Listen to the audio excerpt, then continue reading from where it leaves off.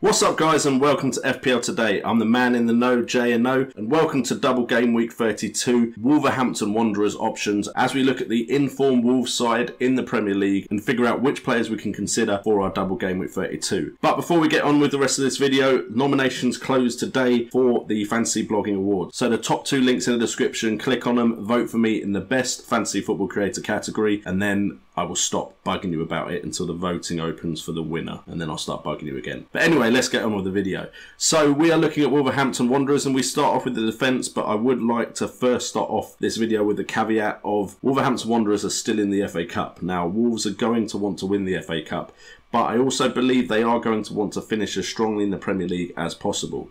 So the problem is there's likely to be rotation. Would I suggest going too heavy on Wolves, even if they do have Burnley and then Man United away, and we all know Wolves like to do something against the Big Six? I wouldn't suggest going really big on them. So at most I'll be looking at one or two, depending on if you hold team value in them as well and what your chip strategy is. I would go for one or two Wolves players. Now, the fact that they've got two games means it's more likely the higher scoring players are going to get you some returns, which you can see as a positive. I don't think anyone I'm going to suggest is going to miss out both games unless they get injured. I'll just want to put that out there. But the defenders we're looking at are Doherty at 5.4 million. That shouldn't be a surprise to anyone. Johnny, the left back on the other side, which has so much promise at 4.3 million, but hasn't quite met the same expectations that we had for Doherty at the beginning of this season. And then we've actually got a bit of a wild card in Wilfred Bolly, who's kind of turned up out of nowhere while I was doing the research for these videos, that could be a potential differential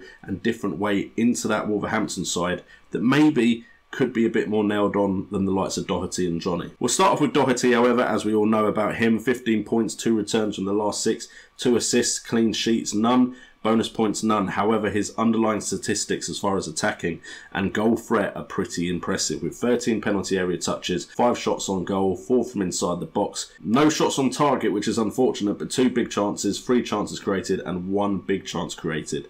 Now, if we compare that to Johnny on the other side, Johnny has got 16 points as well, but some of those points come from a clean sheet. He's got 1 return from 6.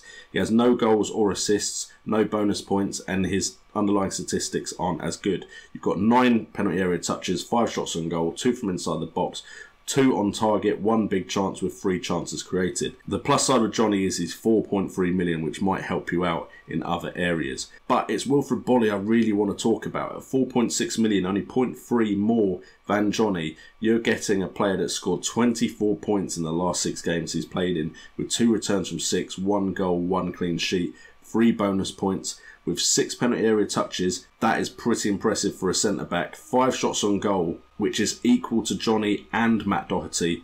5 shots inside the box, which is better than both of them, with 1 shot on target, which is better than Doherty. 1 big chance, which is equal to Johnny. And then chance creation is where it drops off and he's not as good, with 1 chance created. But Wilfred Bolly, the other plus side with Bolly is the fact that he is a pretty nailed on way into that side. The last time he missed a game was game week 24 and game week 23. And apart from an 18-minute display at Manchester City where he got sent off, he has played in every other game this season. So Wilfred Bolly could be a way of getting both games out of a player in that Wolverhampton side. So that is why I like the look of Bolly at the moment. If we now move on to the midfield, and we actually have 4 options to consider here. The favoured option, of course, would be Diogo Jota if he does play in both games. 27 points, 3 returns from the last 6, 1 goal, 3 assists. He's kind of turning into the midfielder Raul Jimenez. 3 bonus points, 24 penalty area touches, 8 shots on goal, 7 from inside the box, 2 on target, 2 big chances, with 5 chances created, with 4 big chances created. So the types of chances he's creating are pretty impressive, and he mainly shoots when he's inside the box, which is something we like. At 6.1 million, if he does play in both games, that would be absolutely fantastic and could help you spend money elsewhere. Now, there are cheaper options if you really do want to save some money for another position. Matinho at 16 points and Dendoncker at 18 points are the highest scoring ones, with Neves at 15 points. They all have 1 return in the last 6. We've got 1 goal from both Neves and Dendoncker, with 1 assist from Matinho. Matinho and Dendoncker both have 1 bonus point apiece. Dendoncker is leading the charts with penalty area touches at 9, and it's actually Dendoncker who leads the charts for underlying stats in my eyes for goal threat, with 8 shots on goal, 6 from inside the box, 5 on target, 3 big chances with 1 chance created. Now Moutinho is leading the charts as far as chance creation is concerned, with penalty area touches 3 and 1 shot on goal, which wasn't on target, wasn't from inside the box and wasn't a big chance, but he's created 16 chances for his teammates with 1 big chance. And then Neves, he's someone that could always score a worldie from out of nowhere. He hasn't got many penalty area touches or goal threat, but he does have 10 shots on goal. It's just most of them from outside the box. But he does have 3 chances created, all of them being big chances. Now for me, if you can get Jota, he is the one that is most likely to haul in this double game week. But then Donker at 4.3 million, with rotation, could feature in 1 game and has played a part in every fixture since game week 22. So Dendoncker could be a nice way into that side, and he looks like a player that could be nailed on in that Wolverhampton side. And then you were expecting a striker page, but let's be honest, it's Raul Jimenez or nothing. So Raul Jimenez has been added to the final 4, and the final 4 are Jimenez, Doherty, Jota and Bolly for me. Dendoncker was close just because of his price and the likelihood he will play, but I think Jimenez on 40 points, 4 returns from the last 6, 4 goals, 1 assist, 10 bonus points, 10 bonus points. 26 penalty area touches, 16 shots on goal, 14 from inside the box, 6 on target, 6 big chances, 9 chances created with 2 big chances. Raul Jimenez has to be added to this list. Doherty is the best attacking threat from defence. Jota is the best attacking threat from midfield. And Wilfred Bolly has attacking threat and is also outscoring Doherty right now in that defence and could be nailed on. So you've got 2 options in this Wolverhampton side in Bolly and potentially Dendoncker that could be very cheap and playing, which would benefit your free hit side massively.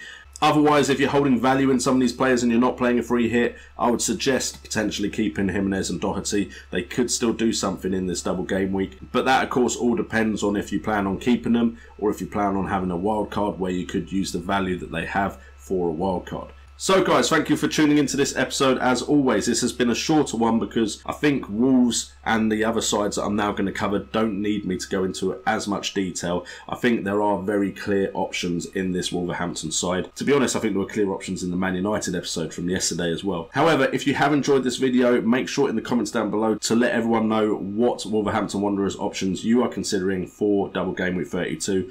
Also, make sure to like, subscribe and hit that notification bell for this channel. Thank you guys so much for your support with this series over this international break. It has been doing really well. Again, votes to nominate for the Football Blogging Awards closes today. So the link's in the description, the first 2 links. Make sure to click on them and vote for me in the best fantasy football creator category. It'd be much appreciated. And with all that being said, I've been JNO, this has been FPL Today, and remember, it's all about the game.